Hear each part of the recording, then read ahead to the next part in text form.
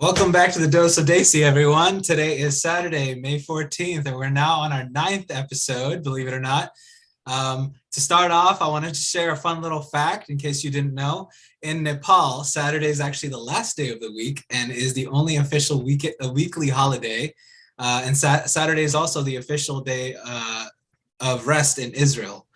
And also, I want to mention there's a lunar eclipse tomorrow, so check it out. And apparently, you can see it in the U.S. So definitely check it out if you get the chance. Nice. Awesome. Well, happy Saturday, everyone. Or should I say, if you're in Nepal, happy holidays, I guess. That's right. Yeah, we're excited for another episode. And this time we're actually joined by my good friend, Eric Berry. I've known Eric for many years. And tonight we want to all get to know him more. Eric lives in Illinois and has a career in marketing and graphic design. And I've seen his passion for design work. And tonight, we'd love to dive into that further and also get to know him and his interests. So before we get started, please feel free to share your thoughts, comments, and questions in the chat throughout the episode. But without further ado, welcome, Eric, to the podcast. Hassan Uda, it is great to be here. I'm really excited to talk about graphic design, a little bit about my history with really the thing that is my day job and helps me creatively in my other creative endeavors. So I'm really excited for this. Thank you for the opportunity.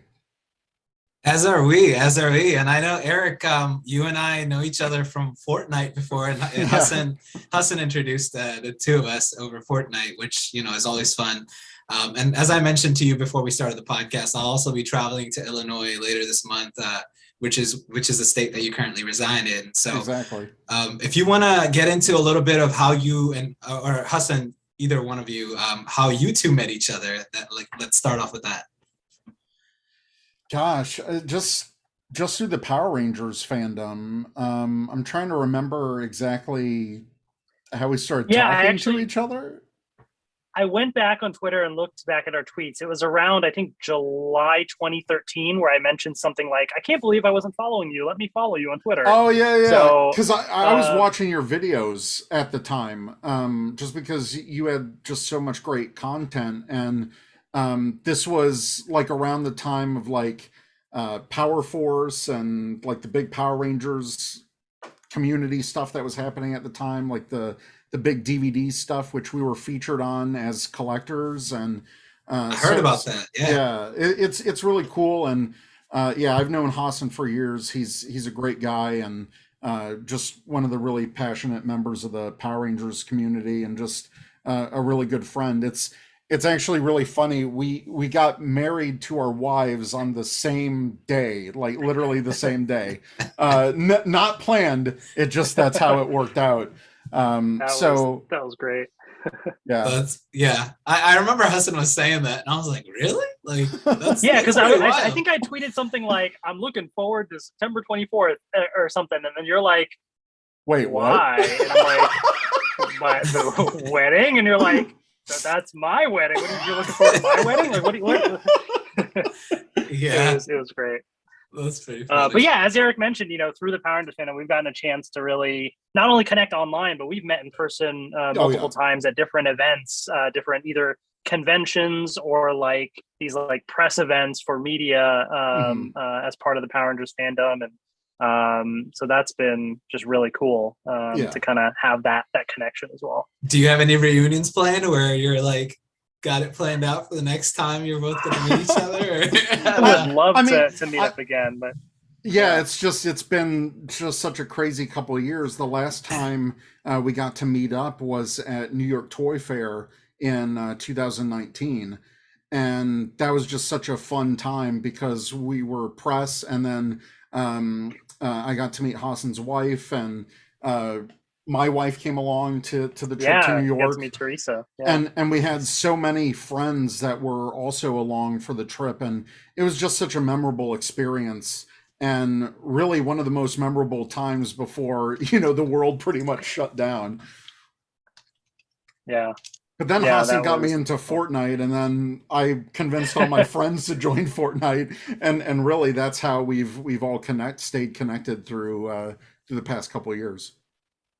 Fantastic. That's awesome. And actually, Maheen just hopped on the I know we were just talking about your wives, and one of your wives showed up on the podcast. Oh, there you go. Hey, Maheen, she's in the chat. There we go. Just had to throw that out there. But anyway, okay, let's move on. So I'm more interested also in learning about your background in education as well. And Sure. Yeah, just if you want to talk about that, and then we can dig into some of the other questions we have here.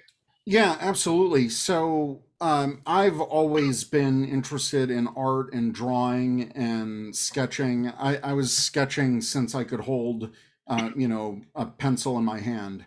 And it was something that my parents always encouraged me to pursue. So I just had a passion for drawing and art. And throughout the years, like middle school, high school. High school is really when things started to crystallize for me as to what, my future would be, because I was fortunate enough to be in a high school that had a great program, like different tracks, almost like college. Like they had a business track, like a business and marketing track, and also just a really great art program. So when I was in high school, like from freshman year to senior year, I had the same marketing and business teacher, but with different courses all throughout high school, and also just a fabulous couple of art teachers. And when I was in my senior year and it was time to like start thinking about college and where to go, I was really looking for something to combine my passion with business and marketing with the artistic side.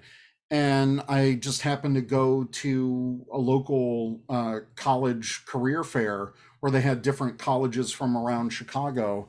And that's where I found the school's closed. It's no longer there. It was originally the International Academy of Design and Technology, which was in downtown Chicago on State Street at the time. And that was what I chose. They had a great graphic design program. I earned my bachelor's of fine arts degree in advertising and design. And that was my passion. It was like I can combine my artistic side and learning the tools to bring my art to life, and combine that like business and marketing sense of like using my art to help promote things or to create advertisements or logos or page layouts, all that kind of stuff. And this was around, because I graduated high school in 2000, and my like literally 2 months after I graduated high school, I was in college. Like I didn't wait. They had like a year-round program, and I just jumped right into it. And I think I only took, in the 3.5 years that I was in college, I only took one semester off. So I was like full into it. And it's funny because my marketing teacher from high school, when I was almost done with college, he visited me because I worked. So it's funny because I actually was working for my old school district, because I was working for the second largest school district in Illinois, and I was working in their print center. So when I wasn't going downtown Chicago for school, I was working, and when I wasn't working, I was going to school, and vice versa. And so he actually visited me during my senior year of college and said, he told me, "You are literally one of the first people of your graduating class in high school to graduate college." And to have him visit me, all those years later, because he was such a mentor, that I was really proud in that moment. So I would be too. Yeah, that's awesome. And I was fortunate at the time because it, like the early 2000s, that's when digital graphic design was really taking off. And I had the fortune of working at a couple different print shops early in my career. So I learned how to take things from physical print, or digital to physical print. And it's a skill that I think is getting lost. in recent years. So I have that background of where I know how to design for print, but also digital. And the early 2000s, that's when Adobe, which is um, the main software suite for graphic design, that's when they were coming out with their page layout program, which was InDesign. So I was fortunate enough to be on like the cusp of the next 20 years of digital graphic design revolution. And so I personally, I think I'm pretty fortunate in having that background of both traditional printing and digital printing. So it sounds like the timing was just kind of fell together in some ways. It worked out. It worked out. Yeah. But, along with you having a passion for it and all of that. But that's fantastic. Yeah, and it was kind of a detriment in some ways because I'm less focused in web design, but I've learned more techniques and stuff over the years. I run a website for my podcast, so learning, it's just a continual process. You never stop learning. Throughout life, you just keep adding new skill sets and finding new passions and new ways to inspire. So 2 questions, Hassan. I know I'm asking all the questions right now, but real quick, 2 questions. I know very early on when we started talking about this particular area, you mentioned since you were very little, you could sketch and you could draw. When did you come to the self-realization that you had a gift with drawing and with, art? I don't know if I ever had like a huge revelation. It was just I was always good in my art classes, and it was something that it was a hobby that I did just all the time. Like I just sketch. I remember my dad found like one of those big old newsprint like rolls of paper that they would put on a printing press to make that. He just, I don't know, he found it through work or something. And I remember I would just like unravel a huge sheet of paper and I would sketch all day. And there was programs like God, there were some PBS programs like way back, but I think it's Mark Kistler or something, but he had this drawing program on PBS, and he would teach kids how to draw, and he was a big inspiration. And I mean, I always used to watch Bob Ross. Oh yeah, of course. Even today, I still watch it. And, yes, that's such a classic. Because he's on Twitch now. I mean, they're streaming Bob Ross, old Bob Ross shows on Twitch. He's fantastic. But I had an aunt who was very artistic, and my mom has also got kind of our artistic creative side. And so I think my big moment was just, being very successful in school and like getting art awards when I was young. And it was something where I was like, wow, if I could actually turn this into a job, that would be cool.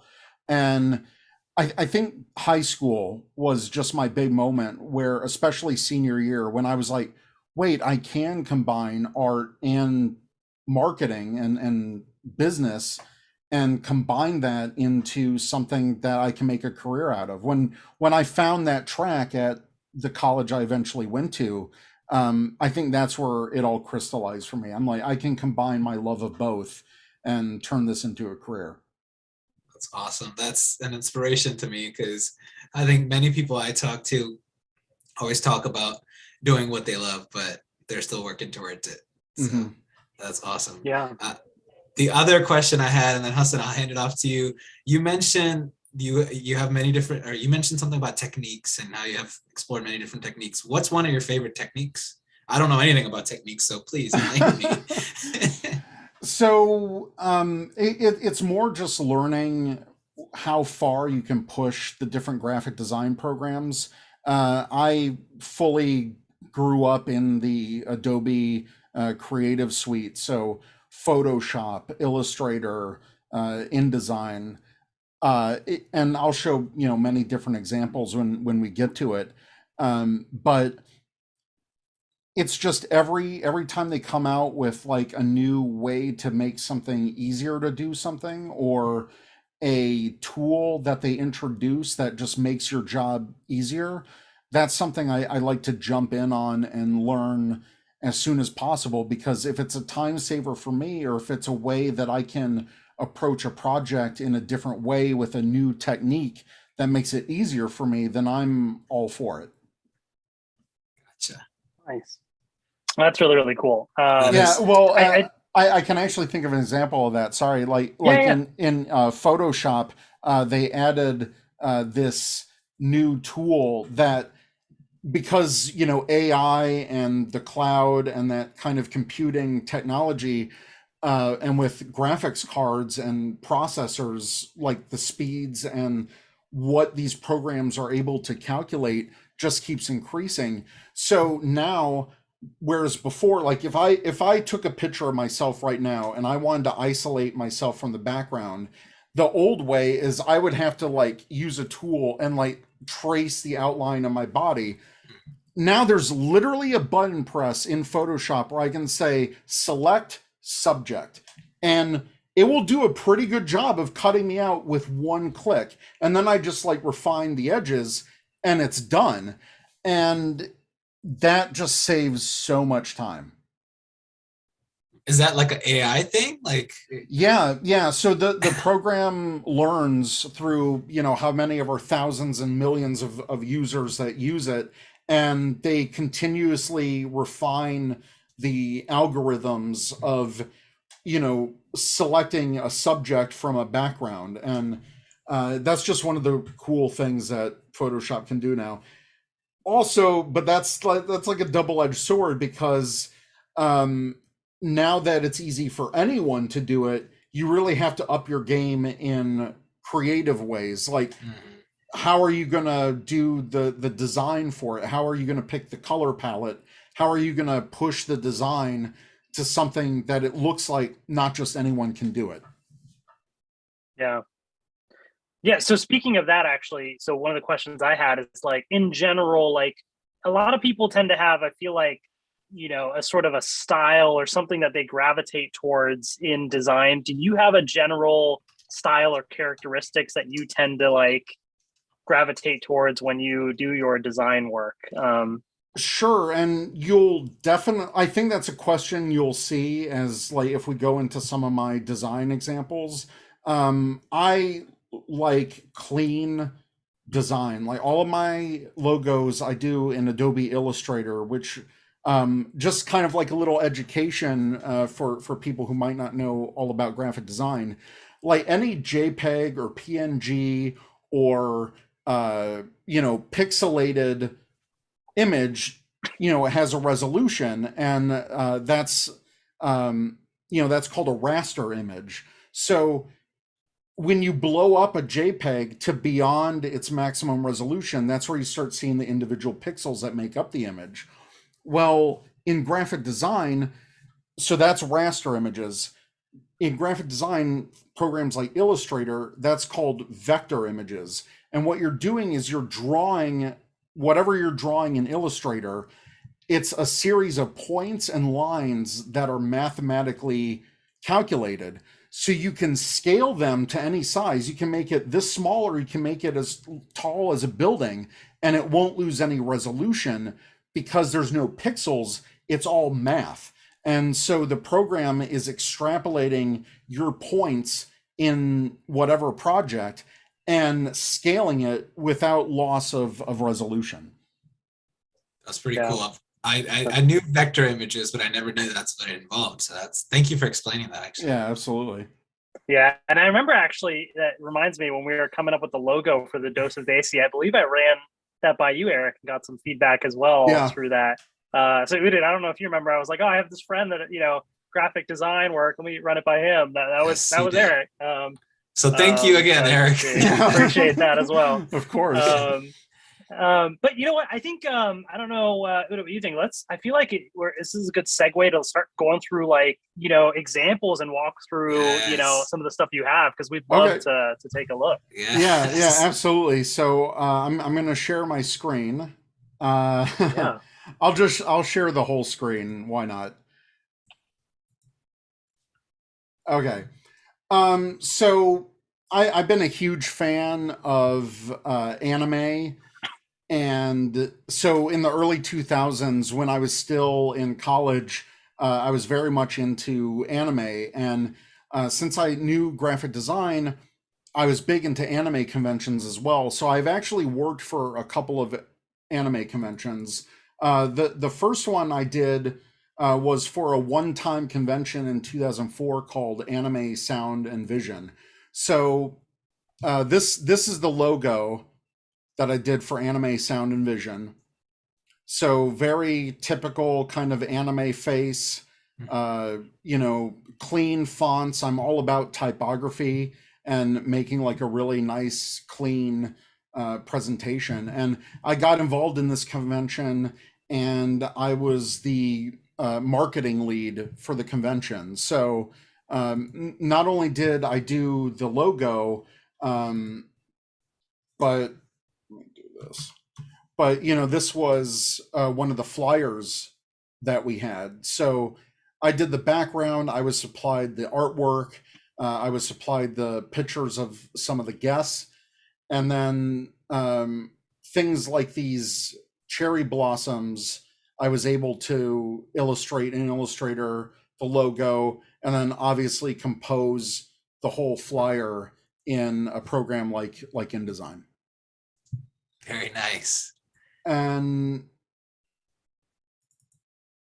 also doing like the program book. So here's some crop marks where the printer cuts the image, and then this is obviously folded in half for some of the program book. And here's like an example of like an ad. I didn't make the ad, but you can see that it's something that I would get artwork from other sources and have to put it into the ad. So that's not an example of my work. It's just showing that as graphic designers, sometimes you have to work with other designers, even though you think the design is completely horrible. And so this was like a web ad that we did. The background is a hatched roof.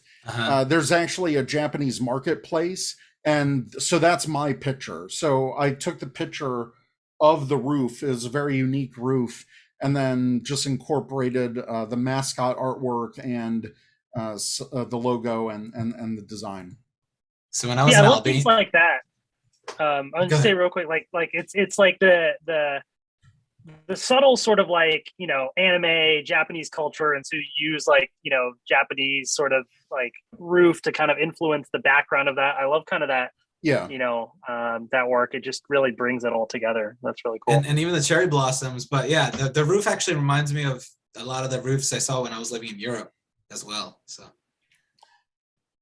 here's a couple of examples. So we had t-shirts made, and I got to work with different artists to incorporate their artwork into the design. We had banners, and then example of the finished program book, some of the flyers that we did, even all of the different badges. So I was design and production department head for this one-time convention. And then kind of going off of that, I also worked with Anime Central here in Chicago. It's one of the top anime conventions in the United States. And I was a staffer for about 5 years there. And I kind of worked my way up through the department, and actually was like lead designer of that. So as a graphic designer, it's not just all design, but it's communicating your thoughts and processes to other people. So we had, for other designers that were on staff, we pretty much have like a design call out where it's like, okay, this is the badge. These, like the title goes here. This is the department. Here's the fonts that we're using. This is where the picture goes. Here's the boundaries. So all very technical, and laid out, because in graphic design, it's not just about the artwork of it or the artistry, it's about the technicality of it. And sometimes you have to be very precise when it comes to printing, because you don't want to like go over a border or mess anything up like that. Mhm. So that was one example. Let me so going to like a logo artwork. So I was on staff for Anime Central's 10th anniversary, and one of the process that I like to do, because I am a traditional artist, like I like putting pencil to paper, for any logo project that I do, I always start out with a sketch, and I'll sketch out different concepts. I'll think about different um, different solutions that I can think and just put pencil to paper. For me, I can't start just going straight to a computer. I have to have a plan. I have to have like make thumbnails. I have to make a concept physically before I start interpreting my ideas. And I still do that process to this day. So here's an example of like some different concepts that I went through, and then kind of like the final logo for the anniversary. So taking critiques through other people that were on staff and kind of coming together to create a final product. So if I bring up the sketch again, I'll kind of put these side by side, so you can see where it kind of evolved. So people really like the hat, because the mascots wore play off the Blues Brothers. So very Chicago style design. So everyone liked the hat concept, but they really liked the hat and the glasses concept. So it was pushed, refined, and that became the 10th anniversary logo for Anime Central. Nice. That's really cool to see that process. Yeah, and some of like my older work, again, being very into anime. One of my friends started a business called Otaku Fairy at the time, and it was That's more cool. of, yeah. So this is like kind of like a final sketch of me kind of nailing the look and just sketching something out, and then being able to work that with a custom font that I was able to make. So this is me like making all of the letter forms and eventually turning it into a final design. That's super cool. And you can see like where, I guess you drew it with by hand, right, at first, and you can see Exactly. where some of the changes were made from the final product to what you first sketched. So that's pretty cool. Yeah, and then just some early design stuff. This was a college project where we had to make our own brand of like cookware for like a box retailer. So we were basically given like a concept of like what the name was, but that was it. And we had to come up like as a college course, we had to come up with like a full branding, packaging, everything. And yeah, this was like an ad that I was able to do all in Illustrator in college. And one thing I'm really proud of was one of my favorite animes was Big O, and I was able to create with someone who was doing like DVD metal cases at the time. I was able to give them all the scanned artwork that I cleaned up. I came up with the concept for the box, and they were able to produce it. That's awesome. So wait, is that like out there that people can buy it, or? This was like 15 years ago. It's long gone, but Okay. it's definitely in my collection for sure.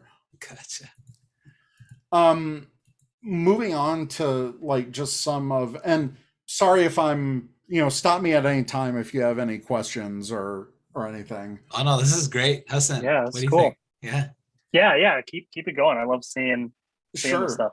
It's fun. So right after college, I got a job with a company called Alpha Graphics, which is still um, out there today. It's like kind of like a Kinko's or whatever, FedEx Kinko's, but at the time, and it's franchise. So the place that I worked for was like individually owned.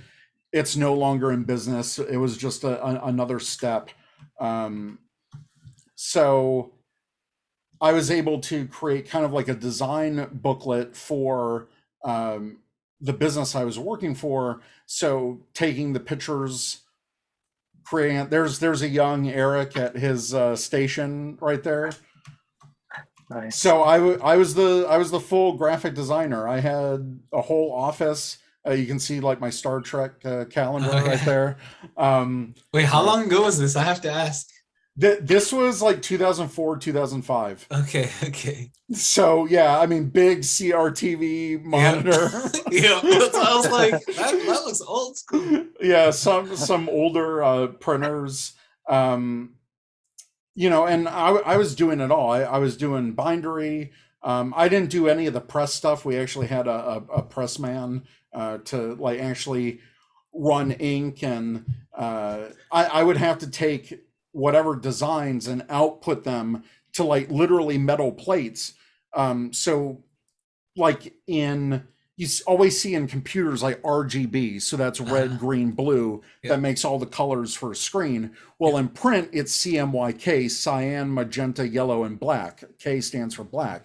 And so whatever print job, you would have to export, and like if it goes on a press, each metal plate is for the different inks. So you would output a cyan plate, a yellow plate, a magenta plate, a black plate, and then they run the cyan through, the magenta through, the yellow through, and the black through, and then that's when you get your final pages. So it's still done. I mean, there's still printers out there, and there's still traditional print. So what are the handles on that thing? They were like handles, right? Yeah, so that's just different like positioning, where they can like position the plates and get it set up. Gotcha. Okay, just curious. Yeah, you can go into like a whole deep dive into like press, but pretty much it's the same principle as like these big newspaper presses. Like you always hear stop the presses. Literally, that's big drums of paper. Well, this is just that on a much smaller scale. You'd like load the paper in the top. It would go through the machine, and it's literal ink. It's like ink that you have to mix for custom colors, pour it into the machine, and it only lays where the metal plate wants the ink to go. So it's a really old school process that's been done for literally hundreds of years, like all the way back to the old book presses back in the day. That's pretty cool. So yeah, this is the old team. There's me with less of a beard, but got some scruff on there. So nice. I'm loving this. This is great, man. And then this was like just an example like of something that I would create for a client. And the biggest takeaway from my time at Alpha Graphics was we would get so many different printing files that weren't even compatible, or that I would have to like remake. So I'm just going to throw something up while I talk.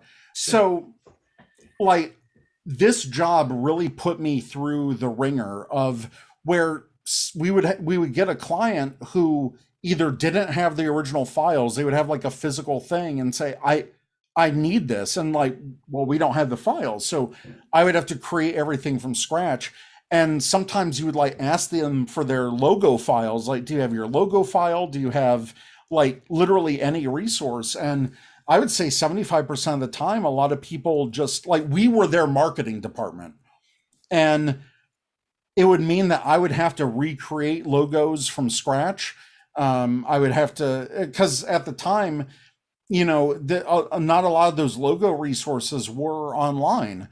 And so I would have to recreate some logos. And so I got very good at being put under tight deadlines, but making things accurate to what the client wanted. So that was one of my big takeaways early on.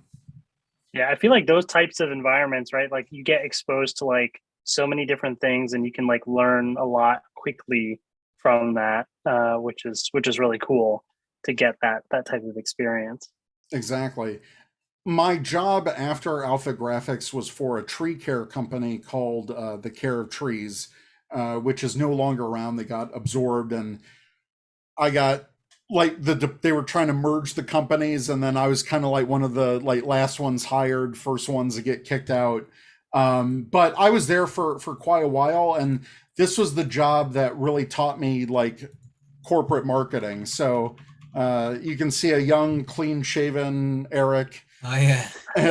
Out in the field, taking some headshots, and this was like really my first big time corporate job, like working for a national corporation. I was a marketing assistant there, so it was a real learning process for me to learn all about like the corporate structure and how to work with a corporate hierarchy.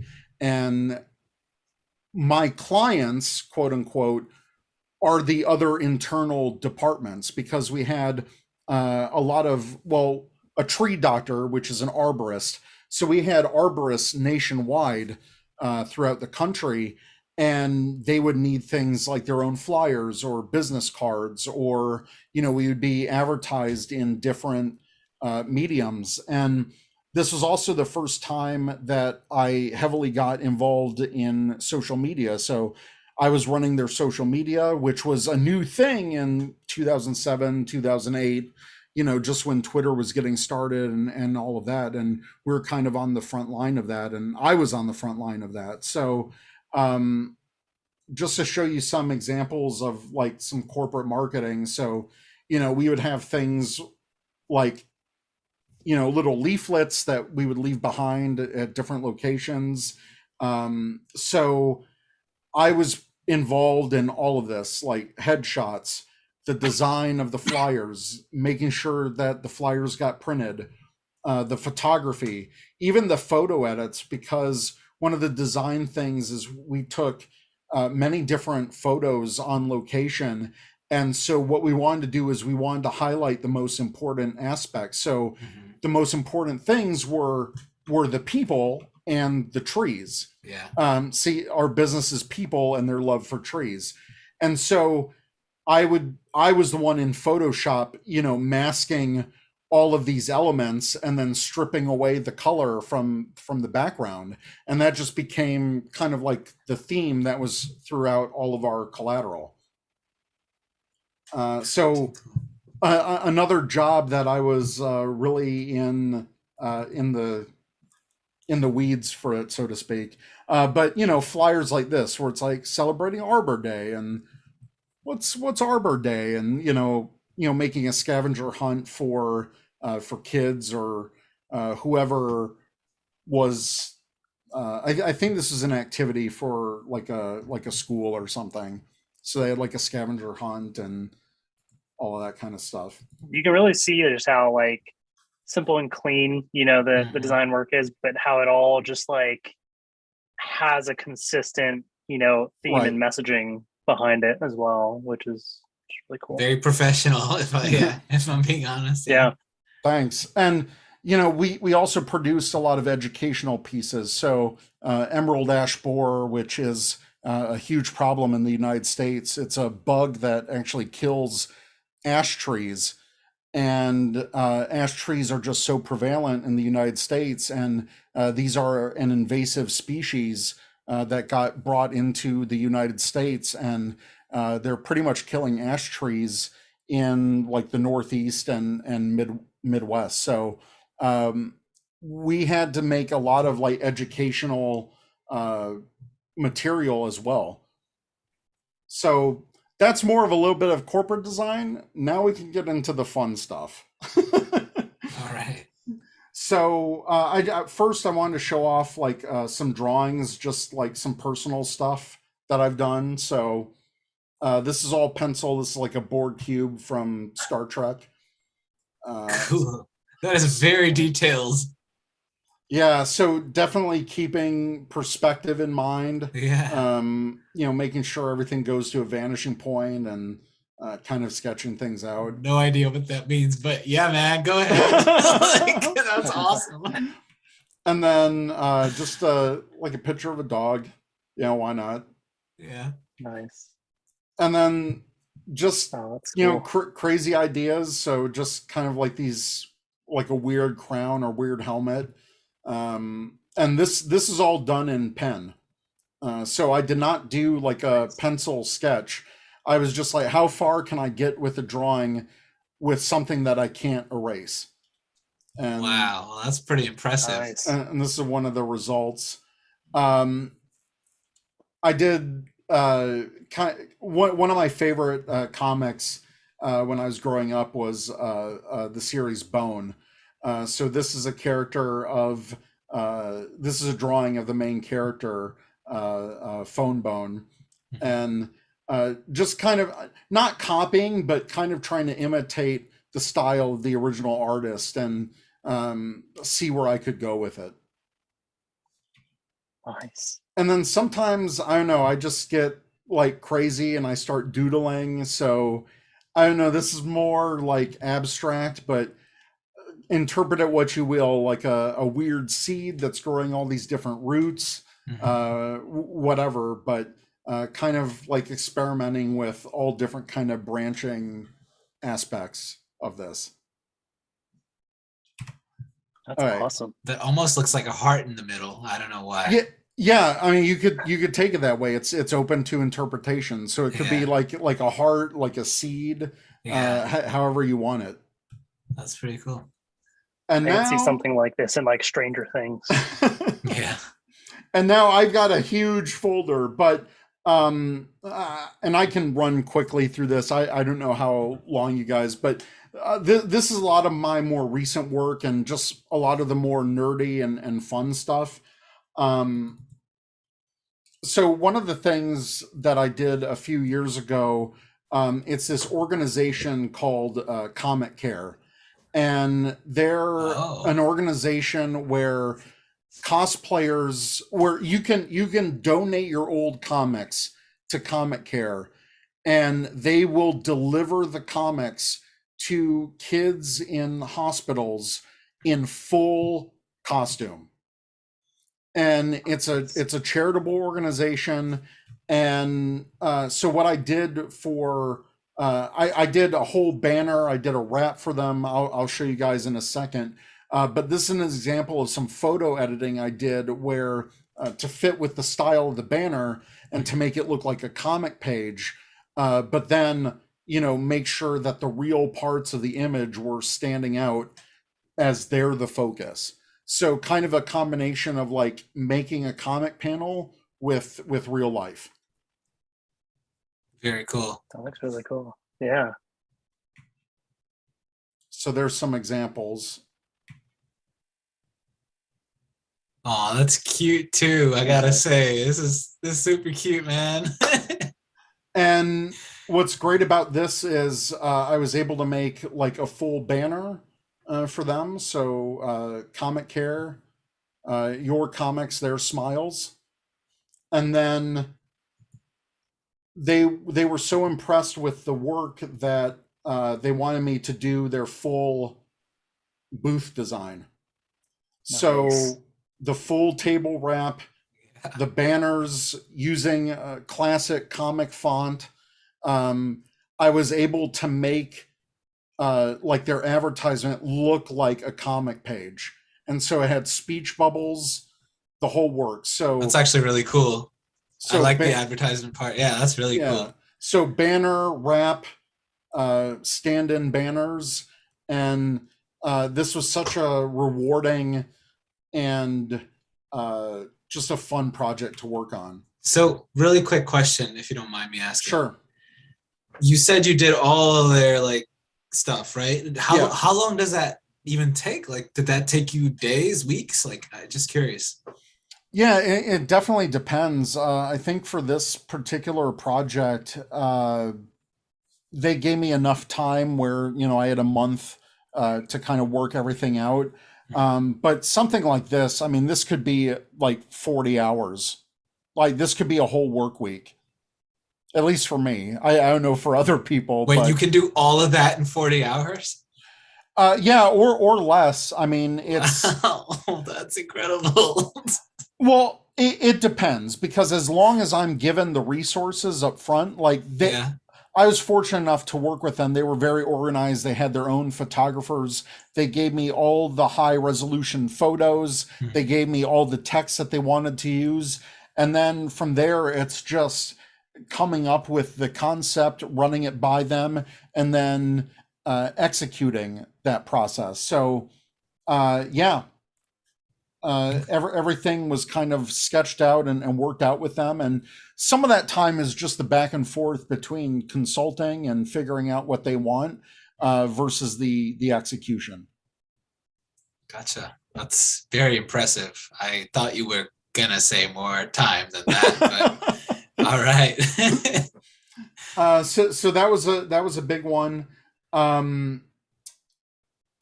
me see if I can go through some of these. So I also currently I'm working with or I'm part of a website called efncool.com, efncool.com. And if you're in the Power Rangers sphere, we recently did a bracket, a Red Ranger bracket for March. And so in the past, in my Power Rangers fandom, I guess I should backtrack a little bit. So where are my... All right. So a number of years ago, I illustrated all of the different Power Ranger helmets and won a contest like to make official licensed Power Rangers merchandise. And so my design was an officially licensed t-shirt that for the 20th anniversary of the franchise. So gosh, almost 10 years ago now. But I literally illustrated every single one of these helmets from scratch, using awesome. using reference material. And I was able to repurpose that and also create new helmets for this Red Ranger bracket. So I can run through some of these. So here's like the newest season, which is Dino Fury.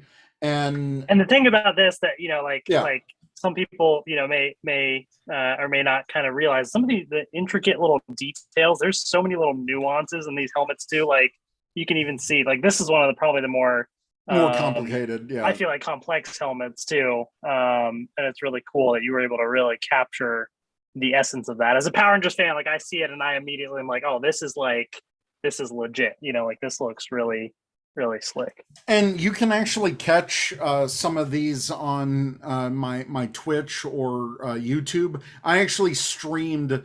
Sometimes I do graphic design streams where I'll create this stuff on stream, and people can watch me make this in Illustrator. So when I was illustrating the new helmets back in February and March, I was pretty much streaming it. Nice. Yeah, I remember. I actually wanted to bring that up. So that's awesome. You mentioned it. It's like you were walking people through your design process on Twitch, and you even designed the emotes that you have on your Twitch stream as well. So what is that like to be able to like create that and have folks like, I know I'm sometimes on the Twitch stream, I'm using your own emotes and they're popping up, and like what is that like to be able to share that fun experience? So there's some reference. These are kind of small just because they're emotes. I did like a Frozen Peely. It's fun when I'm doing this live. for me, it's like a collaborative process, and I I love it because people get to learn something from me, and if I can help someone like learn something, or that's a reference image. So I did like a Peely morpher. So it's got like a little Peely power coin, like a banana power coin.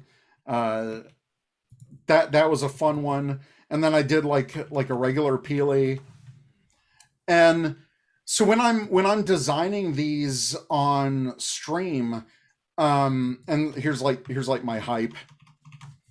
So that was something I did a series of sketches a number of years ago, just kind of like an anime version of my face, and I was able to repurpose that and re-illustrate that for a lot of my emotes. And it's fun. It's a collaborative process. I asked the viewers on my stream, "Hey, what should I design next?" or "What do you guys think of this?" And at that point, it becomes, because it is on Twitch and it's going to be used for Twitch, it's more of that communal experience. Like these are the emotes that my viewers are going to use on Twitch on different platforms. So why not give them the choice in what they want? And it's fun for me because it's a surprise. Like the Peely thing was just, that was something that someone suggested. I'm like, you know what? I didn't even think of that. So it's fun to open up, because I love collaborating with people. That's why whenever I tackle a new design project, I want the client's feedback. I want their ideas, and I want to be able to help them bring their idea to life. So let me go back to some of that. So a good like real life example. I was actually contracted to come up with a bar and grill logo for like a real life location. So again, this was something only in the last couple of years I was able to sketch out, different ideas, and then they kind of like that clean fork concept. And so taking that to different plays on the font and how to illustrate the fork, the typeface, different ideas based on the concepts that they chose, and then coming up with something final for them. And then from there, they use that. Like, how do they use that? Like on their menus, or like They use that on their menus, on their signage, and just throughout their branding. Like napkins. Have you gone to that restaurant and been like, "Yeah, I did that"? No, I wish. I think it's in Florida. So no, I haven't been to Florida in the past couple of years. So you work with clients like all across the country, because you can do so through Zoom and different tools. Exactly, through Zoom, through email, through all of that stuff. Nice. Another one that I was able to work on was called the Illuminati. They're like a pop culture site, and their old logo was something like this. This was their old logo, very heavy on the Illuminati kind of design, but with a power button. Yeah, and like with a little power button, but they wanted to refresh their look. So this was their old design with a different designer. And so I had like an hour long session, like a Zoom call, where I said, okay, what elements do you want to keep? What do you want to get rid of? What's the main thing that you want to convey? And through that process, so let me show the concepts. So here's some of the concepts. They wanted it very clean, very simple. They wanted to keep the pyramid. They wanted the eye with the power button to be more prominent. So I did a number of variations of that logo, and then came up with the final version. Nice. So taking what the client wanted, listening to their thoughts along the way, and it's almost like a compromise in a way, and making their vision come to life. And very clean, very simple. It's exactly what they wanted, and it's now all over their YouTube thumbnails. I know they're redoing their site, so it's going to be pretty much all over the place. So that's something I was very excited for. Some other fun ones. One of my friends is in the 501st, which is a Star Wars cosplay community, and they had a 4th of July event. And any event that they do, they make a patch for it, like a custom patch. So I was commissioned by my friend Darren to make a patch. So kind of like the red, white, and blue, and focusing on those colors as part of like which characters. So I illustrated all of these helmets, did the layout for the patch design, and one of the cool things is seeing, I always love seeing something come to life, and like to see it in person. So I knew I had this somewhere. I thought I did. But he did show me like pictures of the final design. I guess I don't. I thought I brought that in here, but anywho. But it was basically like one of those like iron-on patches, or No, it was they printed it's like a plastic material, and it had Velcro all on the back, so they could just slap it on. So yeah, and he was able to send me a couple just so I could have like the physical version of it. Very cool. Nice. So that's really cool. Let me go into a couple other things. And here we go. Sorry. So that's like the finished patch. Oh, Nice. So it's got like this really nice texture to it. Like matte, like almost like matte type finish or something. Exactly.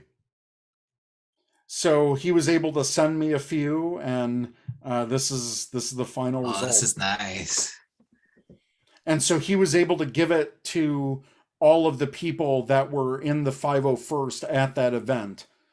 So he had those made up, but yeah, it was a custom shape. All of these were designed in Illustrator.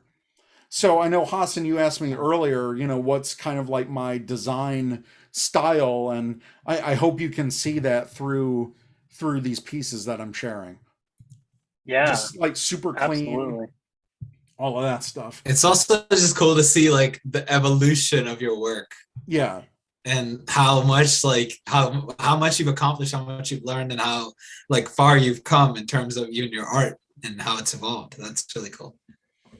Yeah, thanks. And I've also recently got into, or the past few years, just like t-shirt designs.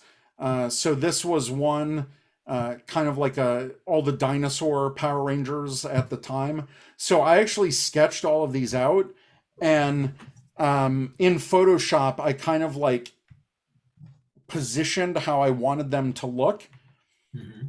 And then I took them into Photoshop, was able to clean up the lines and make the final version of the illustration, which actually goes on a shirt. So here's the final illustration, and then actually putting it on a shirt. So are these all vector images, because you're zooming in and they're not changing much? Just showing, just to show it. I didn't want to like take the time to open all these design programs. Okay. So this is just like JPEGs, right? Yeah, these are just JPEGs. Nice. Okay. Very nice. This is done all in Illustrator. And I've also gone to work with my friends who commissioned me to do work, and so I've done things like, if anyone's seen Bolt Matrix on YouTube, he does toy reviews like for Power Rangers, Transformers, all of that. kind of similar to what Hassan does, but he's more Transformers focused. And so I was able to make kind of like that retro Transformers style font, and then illustrate T-Rex with like the Matrix of Power from Transformers. And then coming up with different versions. So he wanted like a coin version, and you can see this on his YouTube channel. My friend Reggie has a podcast called Bugs to Men, which is based on Kamen Rider, which is another offshoot of Super Sentai and Power Rangers. So actually using elements of the writer's helmet designs to form the letters. And that was a concept that he totally made. And I'm like, this is cool. And I just helped him clean it up. So I did this all in Illustrator to take his illustrated version, like in Microsoft Paint or whatever, and turn it into like a really clean, nice looking logo. Nice.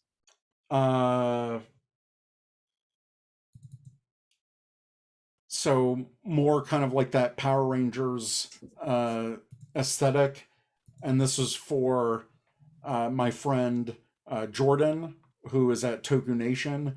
And this is the watermark that he uses for all of his photos and in toy galleries. So very awesome. Very clean. It's something that, you know, I really like to have, is just like clean illustration that people can use for clean logos. And another one of my friends, Mir, she runs a Power Rangers kind of like behind the scenes news site called The Power Scoop.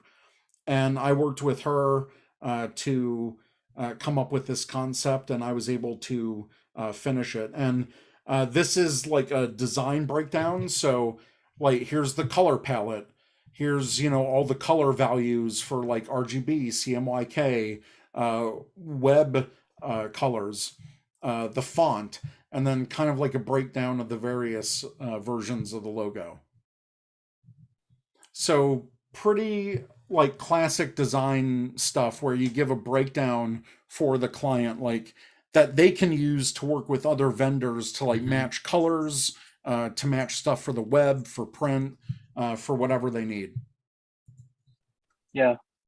Oh, it's really cool to see all these, you know, different ways that you've been able to collaborate with folks and just iterate on you know, your work, and just kind of really showcase all these different styles and different ways that this has been presented, right? Like through, you talk like websites and logos and print and advertisement, like all sorts of different avenues, which is really cool to see how that's been like branched out through that as well. And this was something like right before the pandemic. I actually got to work with Team Writer from Bluefin Brands, and I helped create their advertisements for social media for the meetups that they did. So they did one. They did a meetup at the 2020 Toy Fair and at C2E2 in 2020, literally weeks before Chicago shut down because of the pandemic. So this was kind of like the last hurrah for a lot of people. And, you know, once again, taking the concept of what the client had and making it a reality. And this was done with a mix of like Photoshop and Illustrator, you know, finding the right pictures of the Kamen Riders, being able to cut them out and integrate them into the background, you know, incorporating the different skylines for not only New York, but also Chicago. And so very similar themes, but, you know, taking those design elements, but, you know, incorporating the colors differently, incorporating the messages in different ways. Yeah. Nice. So I kind of want to pause here and ask a question. Sure. I see a lot of your passion coming through and creating this work and really, you know, getting down to it. But this is also your career, right? So how do you create that barrier, or is there a barrier to really be able to separate, like your career or obligations that you have versus things that you're excited about, passionate about, so that it doesn't become, too, I don't know, like monotonous Stale or or something. And monotonous. Sure, sure. yeah, how do you create that boundary? Yeah, that's a great question. I've been at my current job for the past 10 years, and I haven't shared any work with that just because that's, a little bit more personal and, want to keep some privacy. But working for a company 10 years, which is the longest I've ever worked at a job, it's like double the longest of my last job.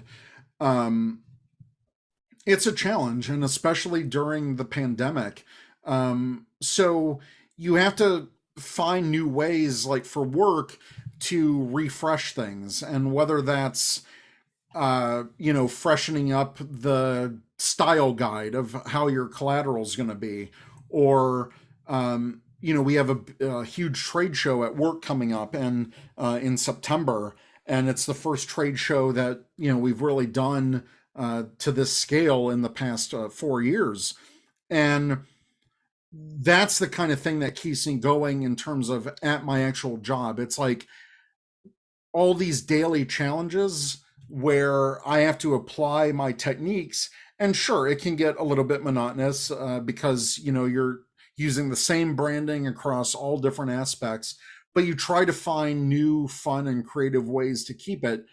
In terms of my work life separation, when it's 5 o'clock, I'm done with work. I like don't think about it, whatever.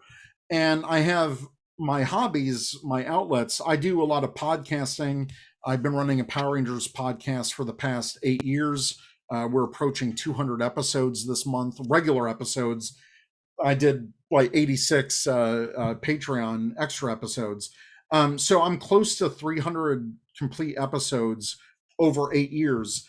And that's my passion. Like I can create like graphics for the podcast. I can create new designs. I can create t-shirt designs. And then there's stuff like this where, I can take on whatever recommendations that, or, I have referrals that people refer me for their graphic design needs. And I'm able to work with, some of my friends on a professional level and collaborate with them. And that's where I have to find the separation. I get more creative juices, and what keeps me inspired is on the personal and hobby side, and that recharges my batteries for the work side. Yeah, well, that's awesome. I don't know if you guys want. I have a couple more, or I don't know how you guys are running for time, but I don't know. I did have one or two other questions that we can probably use to wrap up towards the end, but I don't know, Udit, if you had anything else that you wanted to ask before that, or let's see. Go ahead with your questions, and then I'll jump in as well. Yeah. So in terms of, we're talking about like the work-life balance and kind of like handling all that. I mean, obviously, one of the other things coming up as well, I was just curious about, like, well, first of all, shout out to your wife, Teresa. She's awesome, super sweet, and I've gotten to meet her as well, and super cool. She's my muse, essentially. She's the person that because she's my wife, and I get such inspiration from her, and she's creative in her own rights. She does a lot of scrapbooking and journal planning, and she's artistic as well. And she has been with me for the past 8 years. So ever since, right after I started the podcast, she's been super supportive in all the work that I do. She's someone where I can like go to her if I'm stuck and just have like a really close, second perspective. Like, hey, can you just take a look at this and see what works for you, what doesn't? And so she's a huge inspiration. And and I think Hassan, where you're going with this, we are expecting our son next month, literally less than 30 days, and yeah, so I'm kind of like, I don't want to say wrapping things up on the podcast, but I'm going to be podcasting less.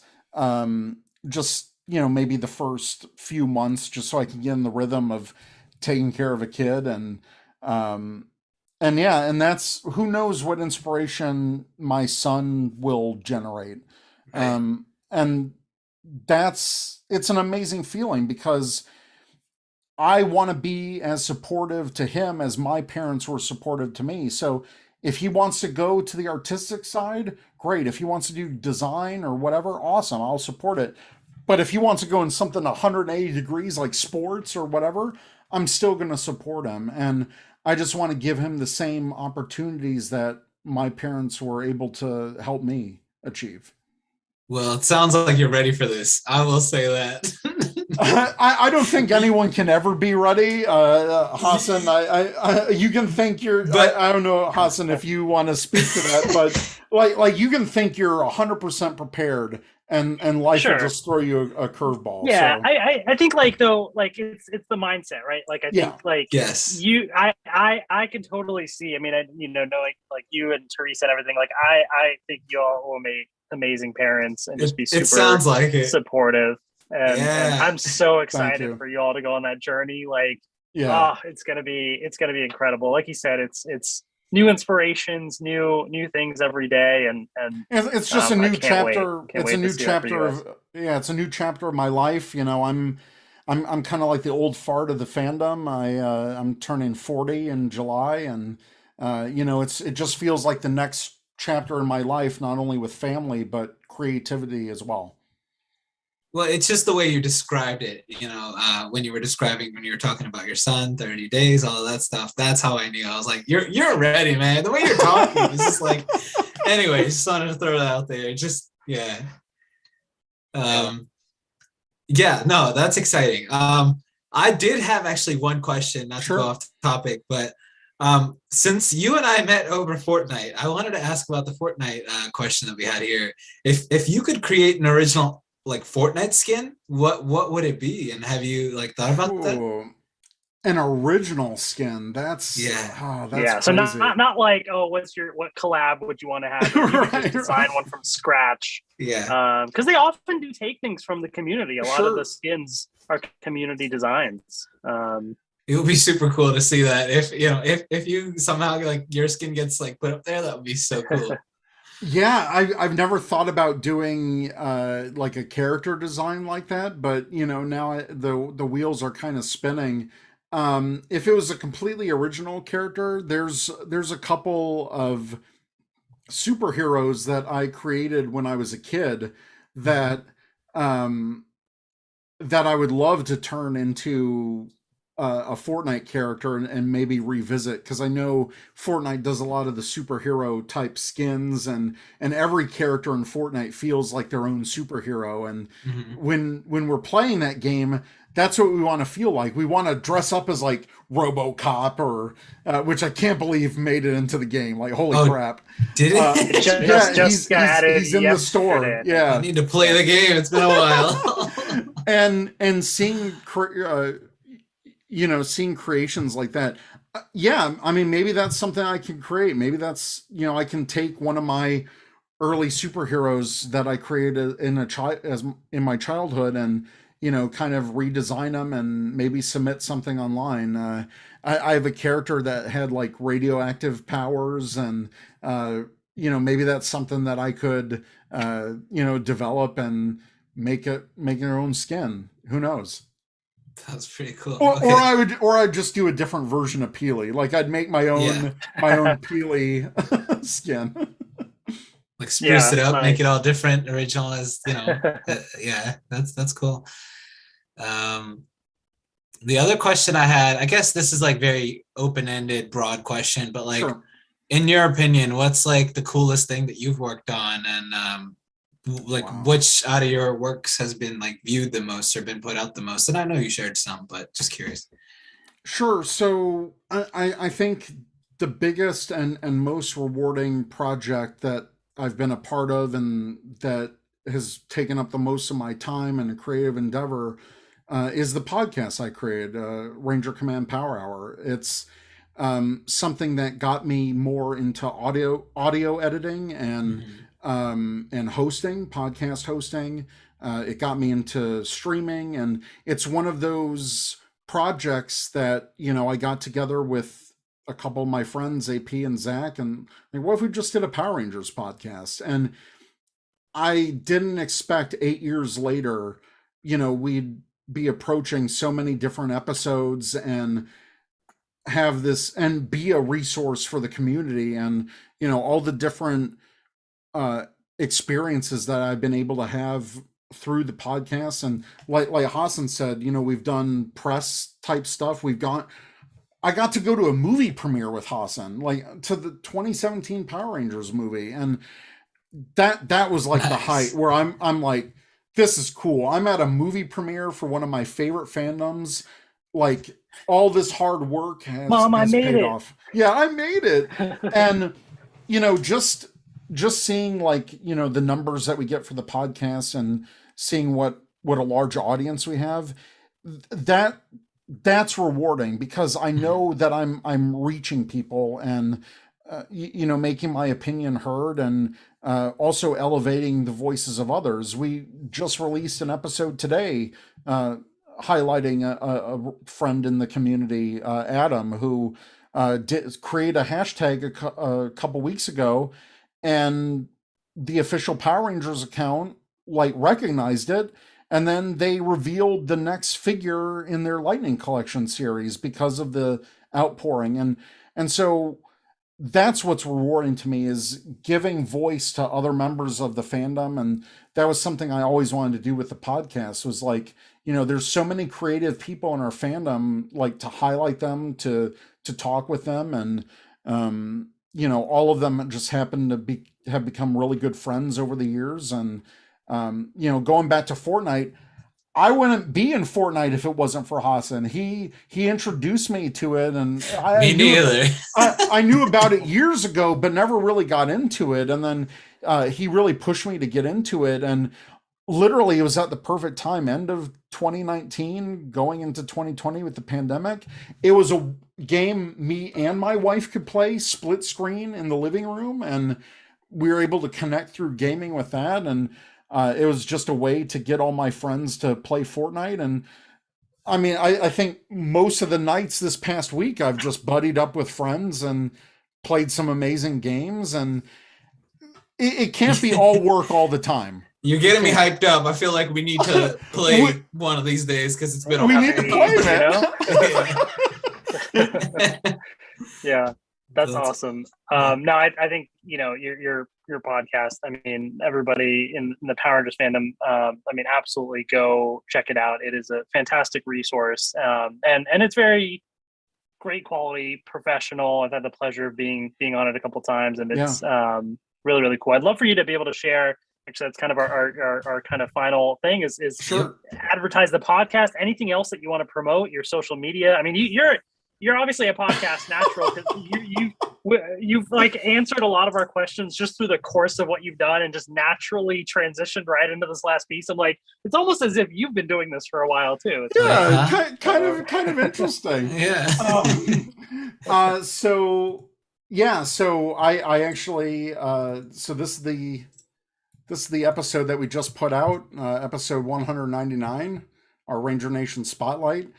So you can find all of the podcast at rangercommand.com.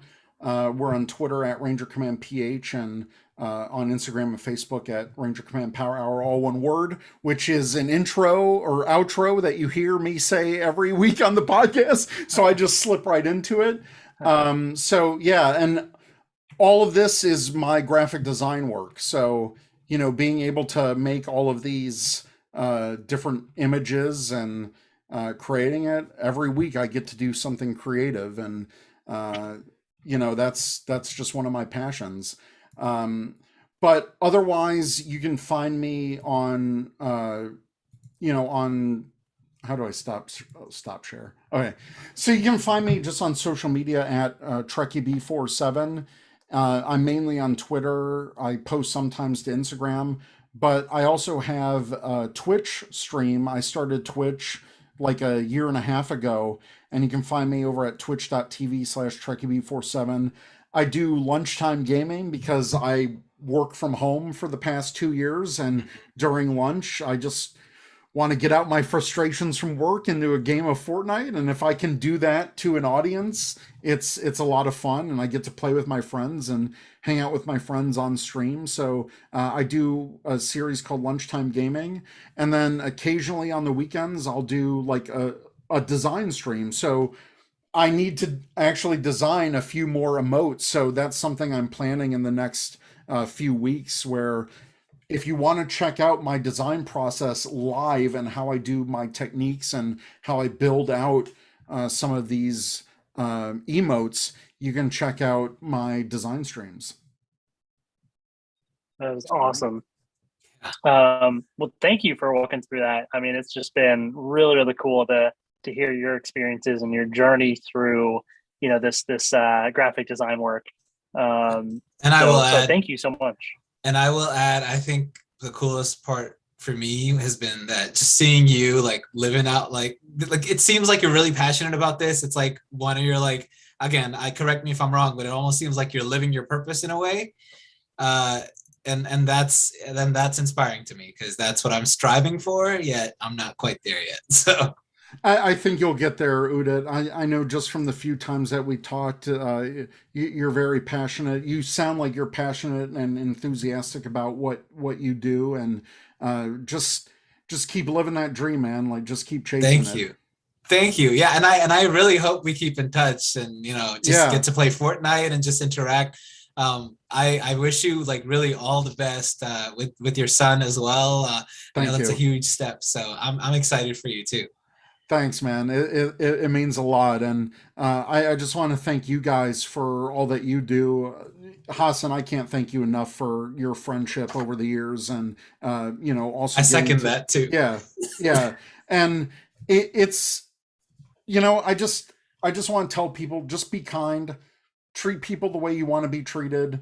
Like, just chase your dreams, find what makes you happy, and go after it. And trust me, we all have bad days, and depression is a big thing that's rampant, but it's talking, and it's meeting other people, and sharing different perspectives that is what's going to get us through all this. So I really appreciate this opportunity to be on your guys' podcast, so thank you so much. Yeah, absolutely. No, it's our pleasure. And I do want to give a shout out as well to somebody in the chat, actually a mutual friend of Eric and I's, Doug. Shout out to Doug, who's in the chat, commenting throughout. He just a couple of things he said. He said, "Love watching Bob Ross then and now, never gets old." Exactly. From earlier. He said, iterate, and legendary, I think, as you were walking through your design process. He says, "I see that spider emblem in there." Yeah. When you're doing the. Hold on. If we got Doug, if we got Doug in the chat, I just got to show off one more thing. So yeah, he's there. So yeah, Doug in the chat. Let me go back here. So we're all Doug, Spider-Man fans. So Doug has a Spider-Man podcast called Walloping Web Snappers. It's an amazing podcast that dives, it's him and Derek, and they go through every iteration of Spider-Man, like cartoons and movies, and they do extra podcasts on a whole variety of different topics. And so this was their initial sketch that they sent me, and I had the pleasure of like working on it. So I did like a first pass of turning their sketch into reality, and then kind of did a second pass with some different line weight variations, and then coming up on the final design. So that's Walloping Web Snappers. It's on the Four Eyed Radio Network, which you can also find Ranger Command Power Hour. And yeah, Doug has been a friend, and he's done Power Rangers Survivor with me on the podcast, which is always a fun time. I love Doug. He's a great human being. He's a beast when it comes to podcasting. He edits and puts out so many different podcasts per week. Like, I have trouble editing one episode a week. He's like a beast when it comes to editing. So shout out to Doug. I love him so much. He's awesome. So Absolutely, Doug is super cool. Always great to chat with. And he also did say Teresa's bullet journals are honestly aspirational as well. Yeah, and which is really cool. Yeah, you can check her out. She's on Twitter at THETGB17. So that's TET GB17, where you can check out some of her bullet journal designs and all of that stuff. So yeah, she's great. She loves photography. She loves stickers and all kinds of creative crafting projects. So definitely check my wife's stuff out too. So nice. That's really cool. This has been so much fun. But thank you again for joining us. To everybody that's been watching as well, please make sure to share your comments as well, either in the video later or via social media. I'd love to hear from you as well. We are on Twitter at the Dose of Desi, and you can email us at thedoseofdesipod@gmail.com as well. And we do post polls and episode notifications on our social media as well, so keep an eye on that. And with that, take care, and we will see you next time. And thank you once again, Eric. Yeah, thank you guys. This has been great. Thank you. Thank you. Take care, everyone.